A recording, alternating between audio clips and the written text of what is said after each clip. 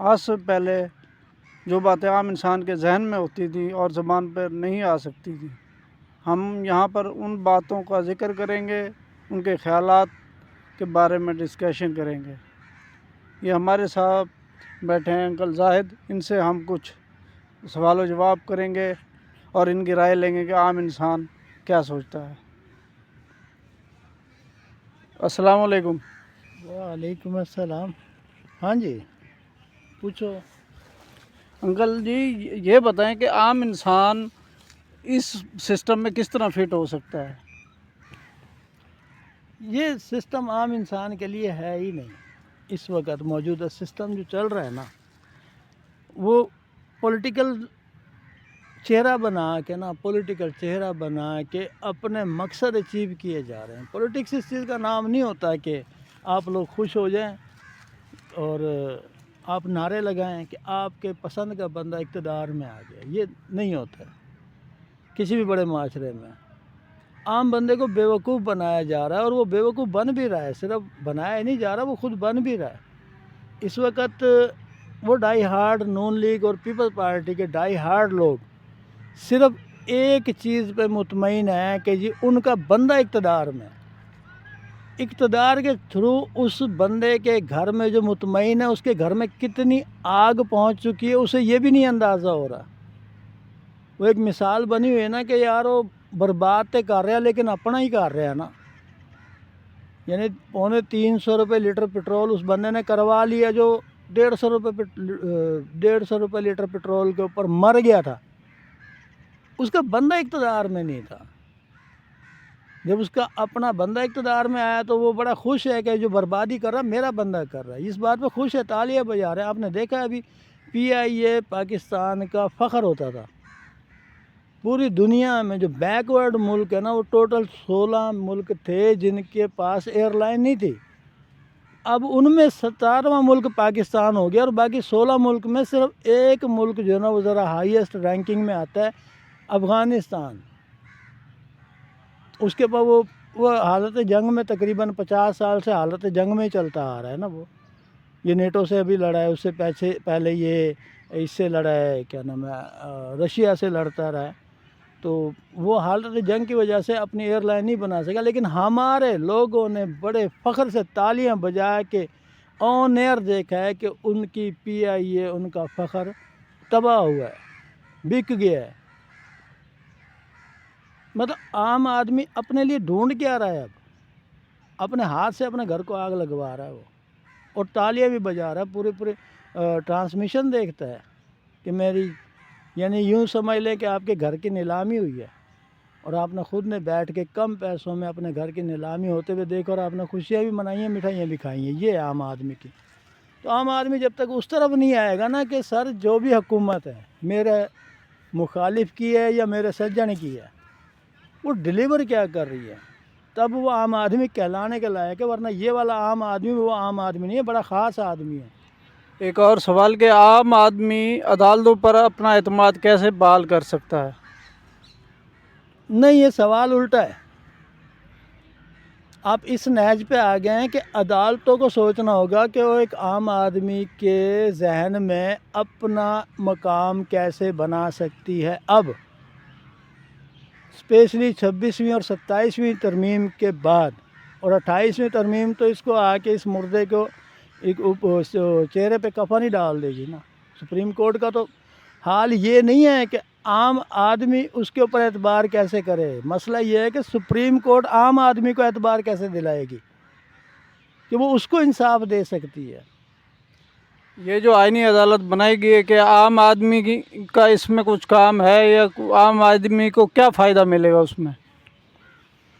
آئینی عدالت عام آدمی کو بہت فائدہ دے گی، اس میں بہت فائدہ ہے، کیونکہ یہ عام آدمی جو ہے نا اس کے سوچ سے باہر کی چیز ہے۔ اس میں آپ نے کسی کو بھی اگر ٹنگوانا ہے نا، اگر کسی کو لٹکوانا ہے، آپ کا کسی آرمی کے بندے سے واقفیت ہونا چاہیے، جیسے آپ کی یہ CTD کر رہی ہے۔ یہ زاہد صاحب کا اپنا خیال ہے؟ ہاں، یہ میرا اپنا خیال ہے۔ آپ لوگ اس سے متفق ہیں؟ ڈالا ڈولا ہے نا تو میرے ہی گھر ہے بھائی، کسی اور نہ پڑے۔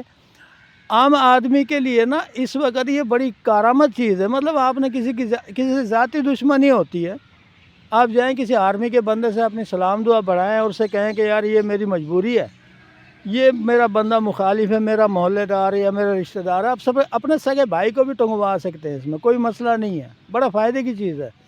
وہ آ کے لے کے جائیں گے اس بندے کو آئینی عدالت میں, آئینی عدالت کے تھرو آپ چاہیں تو آپ کے سگے بھائی کو پھانسی بھی ہو سکتی ہے, کیونکہ اس کے اوپر کوئی پوچھنے والا ہی نہیں ہے نا, آئینی عدالت ہوتی ہے آرمی کی. اور ایک عام انسان یہ سوچتا ہے کہ یہ جو گورنمنٹ ہر دور میں گورنمنٹ نے IMF سے قرضے لیے ہیں, تو عام آدمی کو اس سے کیا فائدہ ہوتا ہے, اس کی زندگی کیسے بہتر ہوتی ہے, جو سیاسی فیصلے سیاسی لوگ کرتے ہیں سے عام آدمی کی زندگی میں کیا فرق پڑتا ہے؟ مطلب یہ دوبارہ ریپیٹ کر. IMF سے جو حکومتیں قرضہ لیتی ہیں, IMF سے جو حکومتیں قرضہ لیتی ہیں, اس سے عام آدمی کی زندگی پہ یا عام آدمی کو اس سے کیا فائدہ ہوتا ہے, جبکہ وہ ٹیکس وہ خود دیتا ہے, قرضے بھی وہ قرضوں کے لیے ٹیکس دیتا ہے, سب کچھ کرتا ہے, لیکن اس کی عام زندگی میں اس کا قرضہ لینے سے کیا فرق پڑتا ہے, اسے کیا فائدہ ہوتا ہے؟ اچھا, اس بڑے سارے سوال کا نا چھوٹا سا جواب ہے.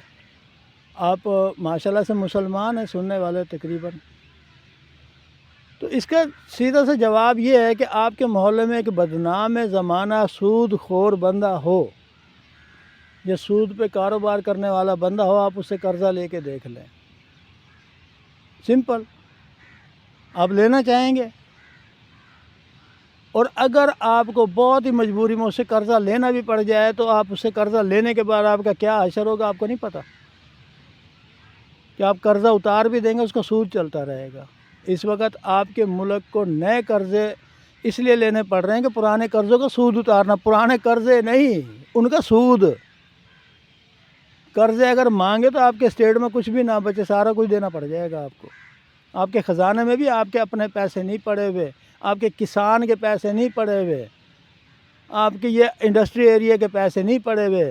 آپ کے خزانے میں اس وقت 12 سے 13 ارب ڈالر تو وہ پڑا ہوا ہے جو صرف اس معاہدے پہ رکھوائے ہوئے ہیں کہ ہم نے IMF کو یہ رقم شو کرانی ہے کہ یہ ہمارے گلے میں پڑے ہوئے ہیں.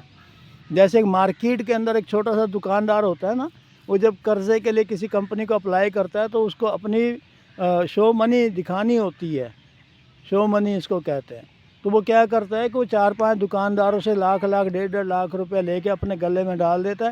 جب وہ سروے والی ٹیم آتی ہے تو آ کے دیکھتے جی دیکھیں یہ میری انکم ہے 5 سے 6 لاکھ روپے ڈیلی کی, تو اب مجھے آپ 1 کروڑ کا قرضہ دے دیں. IMF کا یہ کام ہے. نہیں, عام انسان کو اس میں سے کتنے پیسے ملتے ہیں, کیا فائدہ ہوتا ہے, یا اس کے بجلی کے بل کم آتے ہیں, یا بجلی کے بل کم آتے ہیں, یا اسے علاج کی سہولتیں زیادہ ملتی ہیں. اس کو عام انسان کو جو ریڑھی والا ہے, دکان والا ہے, یا مزدوری ہے, مزدور پیشہ ہے, وہ اس کو کیا فائدہ ہوتا ہے, اس کی زندگی میں کیا فرق پڑتا ہے؟ میں بتاتا ہوں. صحت کا تعلق قرضے سے نہیں ہے, صحت کا تعلق WHO سے ہے, یہ پوری دنیا میں ہوتی ہے. یہ آپ کے سرکاری ہاسپٹل جو گورنمنٹ کہتی ہے کہ ہم چلاتے ہیں, یہ وہ نہیں چلاتے. جو فری دوائیاں آپ کو ملتی ہیں یہ ہمارے یہاں ملک میں نہیں بنتی. آپ کو یہ بھی بیوقوف بنایا جاتا ہے کہ بے نظیر جو نہ فلانا ہاسپٹل چلا رہی ہے فلاں. آپ کے جتنے بھی سرکاری ہوتے ہیں یہ سارے WHO کے تھرو جو نا پاس ہوتے ہیں, وہی ان کو دوائیاں ریکمنڈ کرتی ہیں.